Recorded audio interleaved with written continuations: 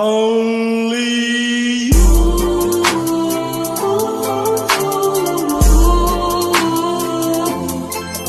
အားလုံးပဲမင်္ဂလာပါဒီနေ့မှာတော့ငိမ့်က TNS ကိုတွားပြီးတော့ဖက်နက်လေးတွားရမှာပဲဖြစ်ပါတယ် boost ဖက်နက်တွေဆိုရင်ငိမ့်မှာတိတ်မရှိလို့ပေါ့နော်အဲ့အားလေးတွားဝယ်ဖြစ်ခဲ့တာပါ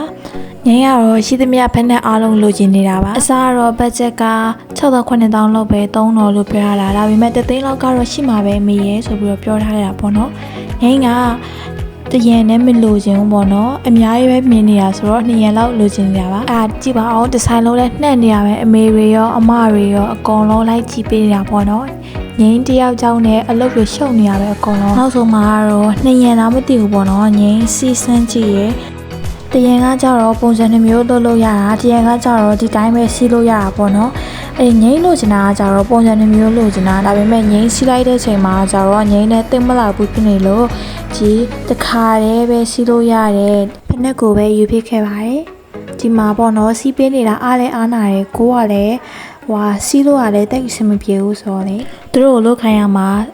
အားနာတာနဲ့ကိုအမတွေကိုပါအတင်းလုတ်ခိုင်းဖြစ်ခဲ့ပါတယ်ဒီမှာငိမ့်ရဲ့ချစ်သုံးသေးသွယ်မှုတွေကိုလည်းကြည့်လိုက်ပါအောင်ဝိနေရဘလို့မဝိလို့မရဘူးအပေါ်လဲဆွဲတင်လို့မရဘူးချစ်လုံးကဘလောက်တောင်ကြီးနေလဲဆိုတာကြည့်ရပါအောင်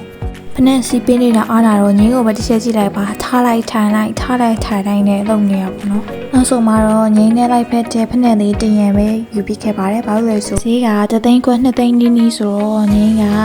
ဒီတင်ရံပဲယူပြီးခဲ့ပါတယ်2ရံဆိုရင်အမေကရိုက်တော့မှာပါအဲ့တော့တရံပဲယူပြီးခဲ့ပါတယ်ဒီတော့လည်းရောပါပဲဆုံးဖြတ်ကြည့်ပေးတဲ့ကျေးဇူးများတင်ပါတယ်ဘိုင်ဘိုင်